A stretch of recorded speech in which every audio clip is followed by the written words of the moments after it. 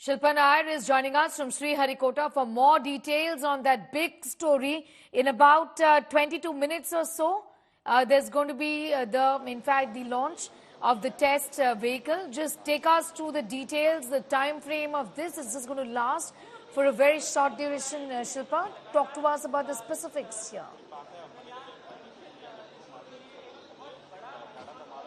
Well, yes, Neha. In fact, Gaganyaan is going to be a very, very prestigious space mission as far as India is concerned.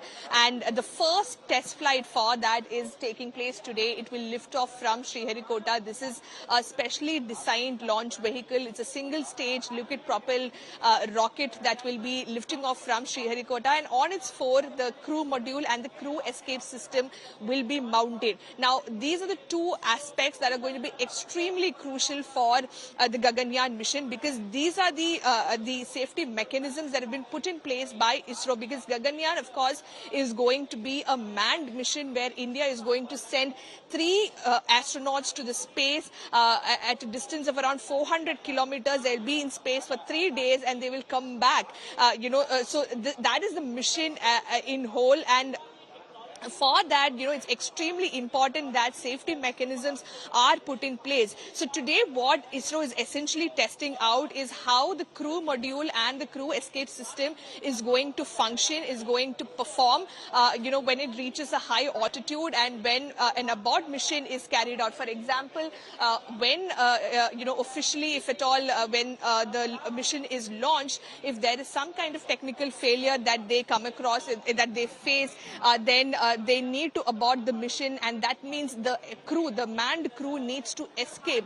So it is going to be, that is what is going to be displayed today as far as this mission is concerned. And I'm just going to take you through how this will be carried out. For an instance, I'm just showing you this pictorial representation that ISRO has given us. So this is the launch vehicle, that will lift off from Sriharikota, and as it goes up, when it reaches an altitude of around 17 kilometers, we can see how the crew module and the crew escape system will separate from the launch vehicle, and then the parachutes will be deployed. So this will be the drogue parachute that will be deployed first, and later, of course, when the final descent begins, the main parachutes are deployed, and then it will splash down to the Bay of Bengal. So that this will be a controlled touchdown that will be carried out by ISRO, and this crew module will land around 10 kilometers off the Sriharikota coast. That is where the crew module will land using these parachutes, and at this location where it lands, just few meters away from that is where the Indian Navy would have stationed their ships and their personnel to retrieve this crew module. So they have their divers who are on standby. So even today, the Indian Navy ship has been stationed there. The Indian Navy personnel are also on standby. And I'm just going to show you the model of the Gaganyaan rocket that will, of course, be taking off from Sriharikota in a few months from now. This is the HRLV human-rated launch vehicle, and this is the model of it. And what is extremely important is this component of it. This is where the crew module will be situated, and this is where the astronauts will be,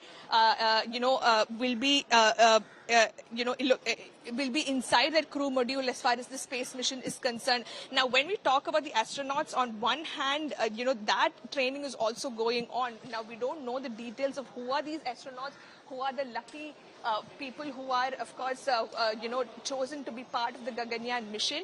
But as far as the astronauts are concerned, their training is also underway. In fact, there is an astronaut training facility that has been established in Bengaluru, and where they are undergoing physical fitness training, simulator training, flight suit training, training modules which covers, academic courses, the flight systems.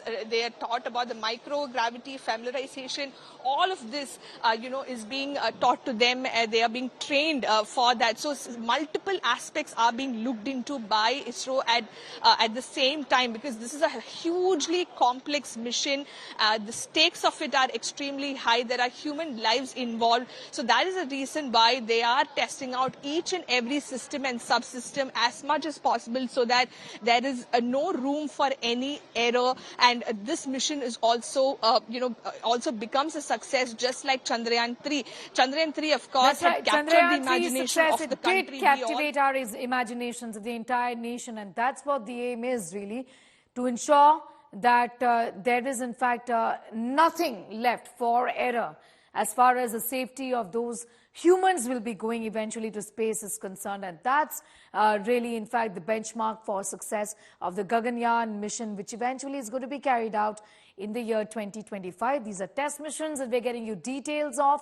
The crew module escape system is going to be taking off. The module is going to be sent essentially into space. That's what the plan really is.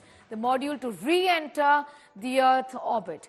When it finally happens, the time taken is going to be 3 days.